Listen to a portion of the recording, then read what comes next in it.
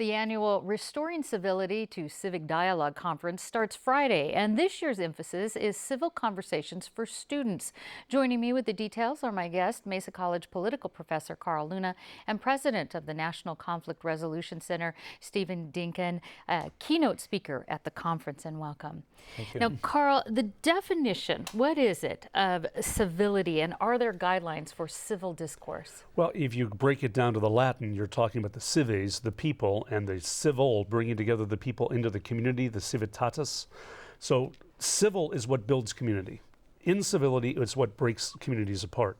Civil dialogue can be heated, it can be conflict and the resolution of conflict, but it's aiming at benefiting everyone in the community. That's how you get there, is the process. So it sounds like you can disagree, but you have to do it in certain ways. Well, you can disagree, just understanding that there's a common goal to reach a common good. And Steve, you are a conflict resolution specialist. How is civic discourse and conflict resolution related or linked? Well, they are related in the sense that conflict resolution is the idea of managing conflict, and civil discourse, if individuals are unable to communicate around differences in a civil way, that often leads to conflict. I see. And Carl, this year you're partnering with the San Diego Unified School District, I understand, to create classroom civility. So what is that going to look like? Well, our effort this year was to develop what we're calling the Celebrating Civility Awards, where we ask seniors in the high schools to write or perform artistic pieces or do a piece of art reflecting on what is civility, how do you see it in your campus and your community, and we're going to celebrate the top 13 student nominees and give out some scholarship awards on Friday as part of a program to start getting a dialogue going in the schools and in the curriculum about teaching basic skills of civility and civil dialogue to our students today so they can be effective members of our community tomorrow. And tell us again, what sorts of things are they doing specifically to be able to apply for these awards or participate? Well, the students wrote classic essays on what civility has meant in their life. They did some art installations, some sculptures, some cutout graphics. Several students did songs, and it's just an interesting mix. And what will be interesting and fun at the conference is to look at their work and then celebrate a commitment of a new generation to civility.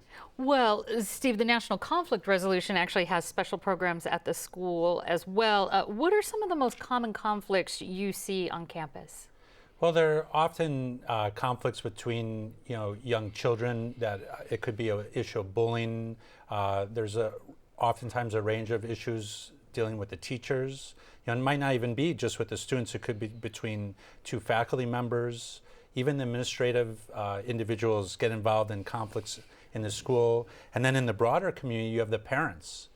Once the parents get involved, it's a whole web of individuals that are tied to the school. So it can be the children, the parents, the administrators, the teachers. So how effective are the programs then in trying to bridge those gaps between all those moving parts?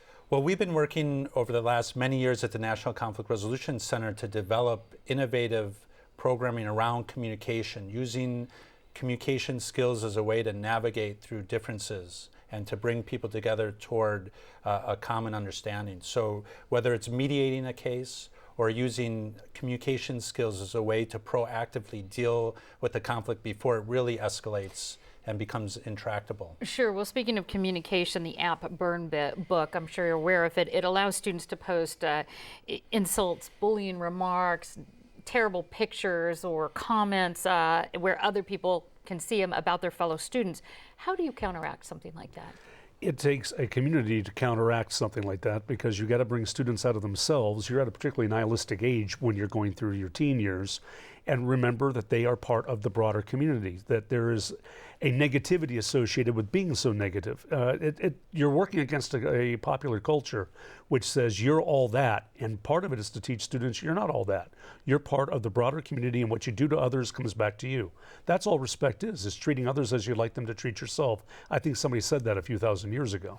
I think they did, right. Carl Luna and Steve Dinkin, thank you so much for joining us on this. Now, the Restoring Civility to Civic Dialogue Conference starts this Friday, March 20th at the University of San Diego's Joan Kroc Institute for Peace and Justice. For more information, go to kpbs.org.